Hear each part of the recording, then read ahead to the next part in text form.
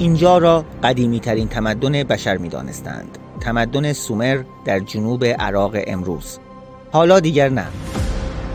امروز اینجا در جنوب استان کرمان را هم یکی از گهواره‌های تمدن انسان می دانند.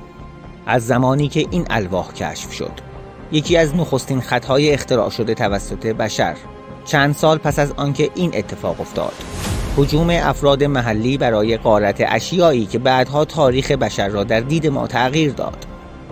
این فیلم توسط خود آنها ضبط شده و یکی از دردناکترین صحنه‌های تخریب آثار باستانی در ایران است.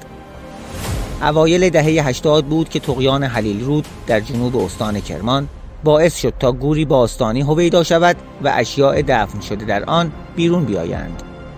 خبر ناگهان پیچید و عده زیادی با بیل و کلنگ راهی این منطقه شدند و صدها هزار شیء تاریخی را از دل خاک بیرون آورده به قاچاقچیان فروختند.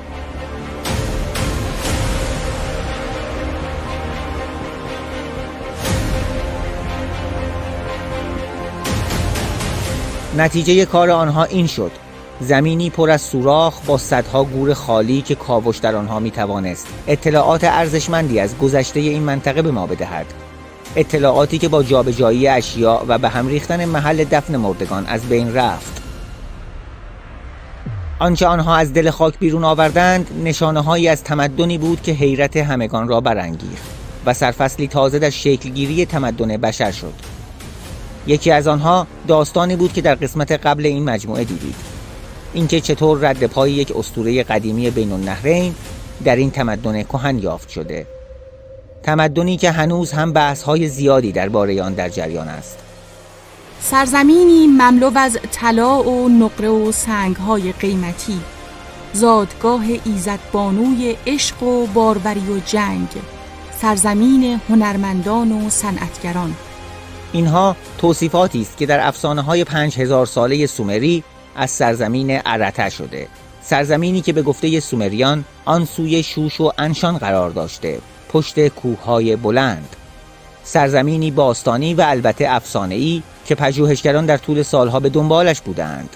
یوسف مجیدزاده، باستانشناسی که جیرفت با سرپرستی او کاوش شد، معتقد است که حوزه هلیل رود، همان جایی که آن را تمدن جیرفت نامیدند، همان سرزمین افسانه‌ای ارته است.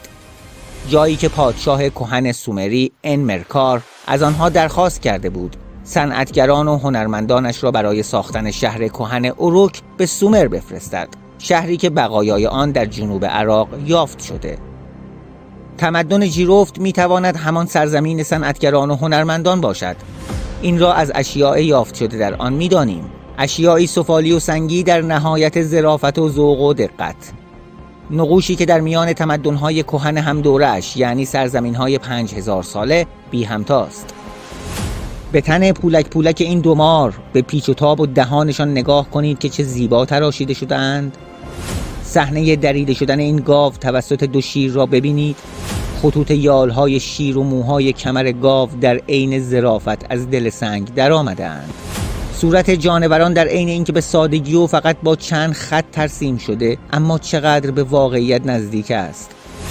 در میان دم بالا گرفته هر شیر پرنده‌ای است با خطهای عریب که به راحتی طرح بالها و اندام آنها را تداعی می‌کند. این یکی انگار یوزبان است، مسئول تربیت یوزپلنگ‌ها برای شکارگاه شاه.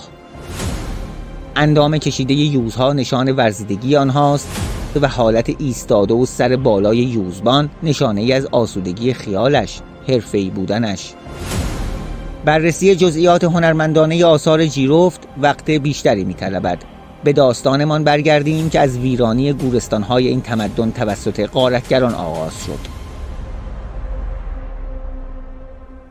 با پخش شدن خبر این غارت‌ها و دستگیری بخش کوچکی از آنها، یوسف مجیدزاده برای بررسی اوضاع به منطقه رفت.